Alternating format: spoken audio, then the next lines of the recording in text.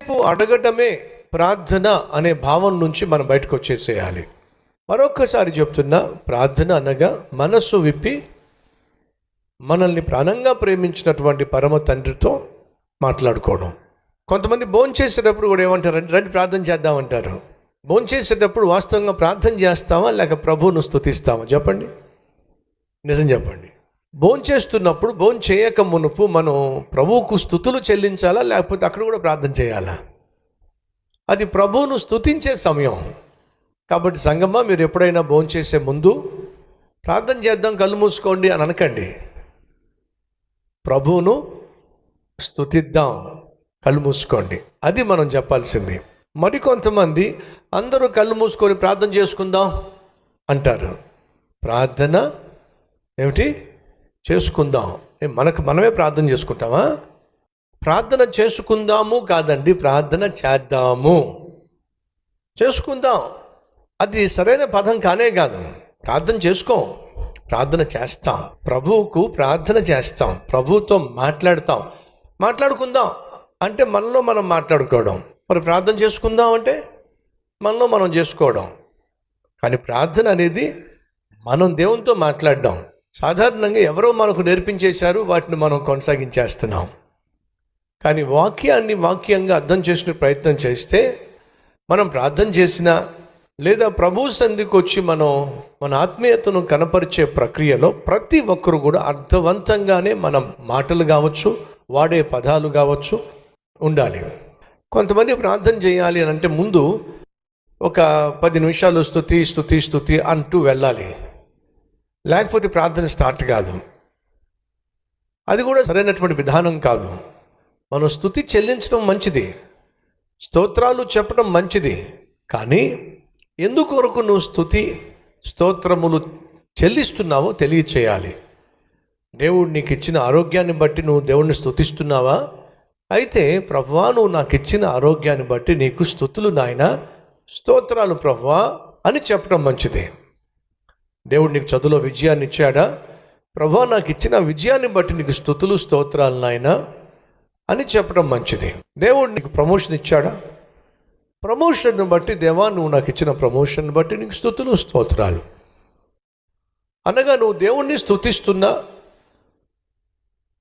స్తోత్రాలు అర్పిస్తున్నా, దానికి ఖచ్చితంగా నీ జీవితంలో ఎందును బట్టి నువ్వు ప్రభువును స్తుతిస్తున్నావో తెలియచేయాలి.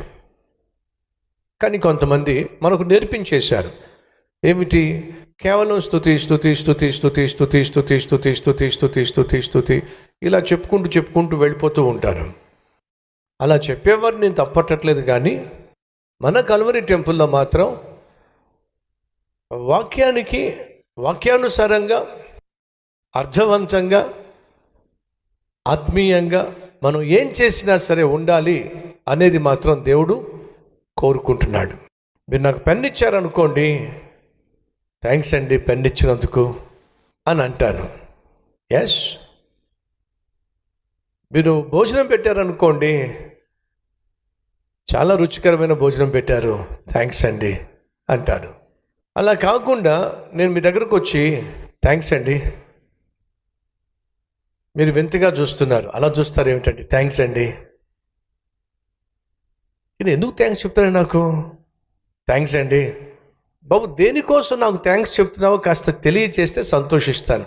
అదేనండి, పోయిన వారం మీరు నాకు ఆర్థికంగా సహాయం చేశారు కదా, మరి ఆ మాట చెప్పచ్చు కదా. మీరు చేసిన ఆర్థిక సహాయాన్ని బట్టి మీకు థ్యాంక్స్ అండి అని చెప్పాలి కదా. అర్థమవుతుందా?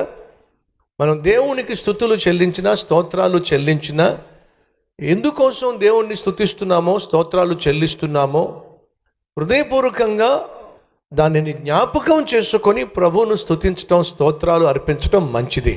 కాబట్టి మనం ఎప్పుడైనా దేవుని సన్నిధికి వచ్చినప్పుడు ఆచారంగా ఎవరో మనకు నేర్పించేశారు కొన్ని, ఆ నేర్పించేసిన వాటిని మనం కాపీ చేయడం అనేది మంచిది కాదు. ఆత్మీయత అనేది మనం దేవుని సన్నిధిలో ఆయన సన్నిధిని అనుభవిస్తూ ఉండగా ఆయన మనకు అనుగ్రహించేటటువంటి ఆయన లక్షణములను, ఆయన గుణగణములను మనం మన జీవితంలో చూపించటమే అసలు సిసలైన ఆత్మీయత. ప్రియ సంగమా, క్రీస్తును వెంబడించటానికే మనం క్రైస్తవులుగా పిలువబడ్డాం కానీ క్రైస్తవులను వెంబడించడానికి మాత్రం కానే కాదు. చదువుకునే రోజుల్లో మా పెద్దమ్మ, నన్ను చదివించుకున్న పెద్దమ్మ డాక్టర్ కళ్యాణి ఆమె పేరు, ఒకరోజు నాకు ఉత్తరం రాసింది. ఆ ఉత్తరంలో ఒక మాట మెన్షన్ చేసింది. అసలు సిసలైన క్రైస్తవుడు ఎవరంటే క్రీస్తును మాత్రమే వెంబడించేవాడు, క్రైస్తవులను వెంబడించేవాడు కానే కాదు అని నాకు ఓ సందర్భంలో ఉత్తరం రాసింది. అసలు సిసలైన క్రైస్తవులు ఎవరు అంటే క్రీస్తును వెంబడించేవారు. మనం క్రీస్తునే వెంబడించాలి అనే ఉద్దేశంతోనే ఆయన మన కొరకు తన అడుగు జాడలను విడిచిపెట్టి వెళ్ళినట్టుగా బైబిల్ సెలవిస్తూ ఉంది. 1 పేతురు 2వ అధ్యాయము 21వ వచనం చదువుతున్నాను. క్రీస్తు కూడా మీ కొరకు బాధపడి మీరు తన అడుగు జాడల యందు నడుచుకొనున్నట్లు మీకు మాదిరి ఉంచిపోయెను. ఎవరిని మనం అనుసరించాలి? ఎవరు మనకు మాదిరి? మరొకసారి మీకు జ్ఞాపకం చేస్తున్నాను. సతీష్ కుమార్ని దయచేసి అనుసరించకండి. Satish Kumar is not a best model. Satish Kumar is not a best person.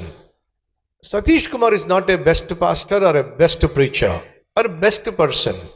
సేవకులు కావచ్చు, విశ్వాసులు కావచ్చు, మనం వెంబడించాల్సింది, అనుసరించాల్సింది వేరొక సేవకుడిని కాదు, వేరొక విశ్వాసిని కాదు. మనం అందరం కూడా అనుసరించాల్సింది, వెంబడించాల్సింది ప్రభు అయిన యేసుక్రీస్తును.